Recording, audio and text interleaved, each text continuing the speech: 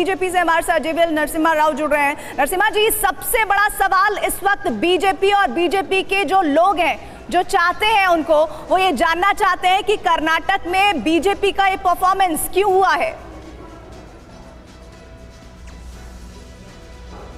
आपकी आवाज कट रही है, मुझे आपका प्रश्न पूरा समझ में नहीं आया। पूरा प्रश्न आप मैं सुन नहीं पाया, दोबारा रिपीट करिए। 65 के आंकड़े पर दिख रही है रुझानों में ये परफॉर्मेंस, इसकी वजह क्या मानती है बीजेपी?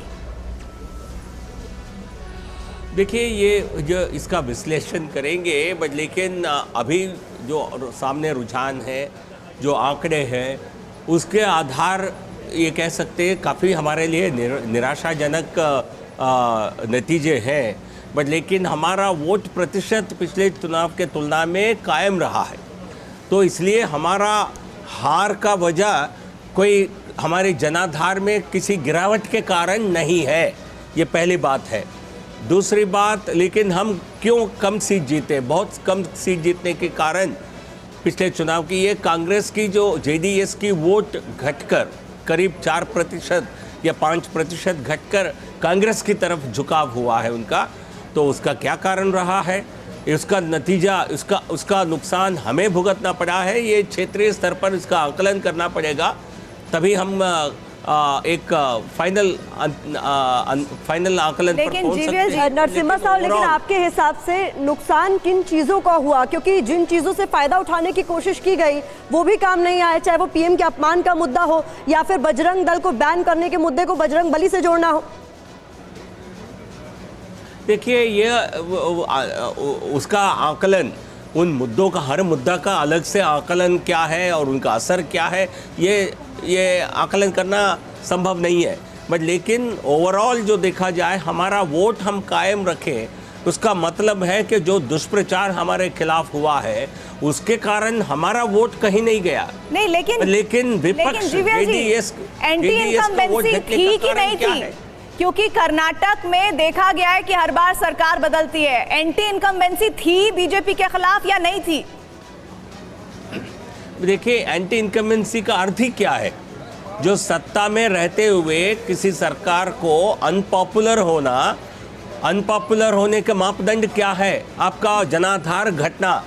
जनाधार केवल सीटों पे नहीं देखा जाता है, क्योंकि वोट के जरिए ही आपको सीट प्राप्त होते हैं।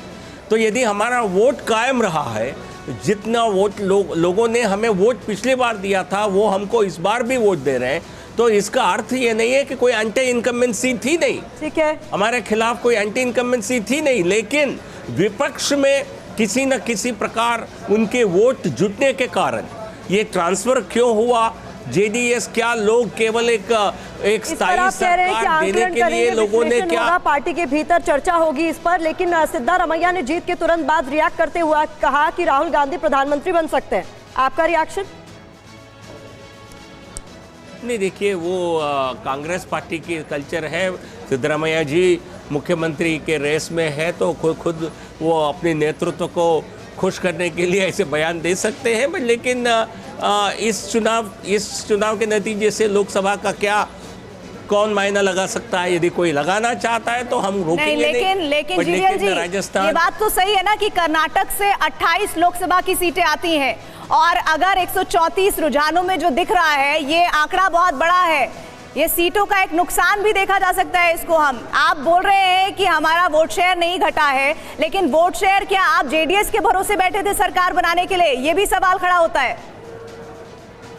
नहीं, हम किसी के भरोसे नहीं बैठे थे। हम अपने ही जनाधार बढ़ाने के लिए हर तरह का प्रयत्न किए, लेकिन उसमें सफल नहीं हो सके, क्योंकि जनाधार बढ़ता, हमारा वोट खुद बढ़ जाता तो हमारे लिए जीत हासिल होती। तो हमारा प्रयत्न ये था, उस प्रयत्न में हम नाकाम रहे जी। और लेकिन लोकसभा चुनाव में हमने देखा है, पिछले बार भी 15% वोट हमें लोकसभा में विधानसभा के तुलना ज्यादा मिला है। वो लगातार ऐसा हुआ है, लेकिन मोदी जी के नेतृत्व के कारण उस बढ़त बहुत ज्यादा लोकसभा में मिलती है। राजस्थान में हमने सरकार हारे, हमने विधानसभा हारे हैं 6 महीने के अंदर, या रादर 5 महीनों। मतलब आने वाले चुनाव पर आप कह रहे हैं कि इन चुनाव के परिणाम का रिफ्लेक्शन आप नहीं देखते हैं, कोई असर नहीं होगा। बहुत बहुत शुक्रिया नरसिम्हा साहब हमारे साथ इस खास चर्चा में शामिल होने के लिए।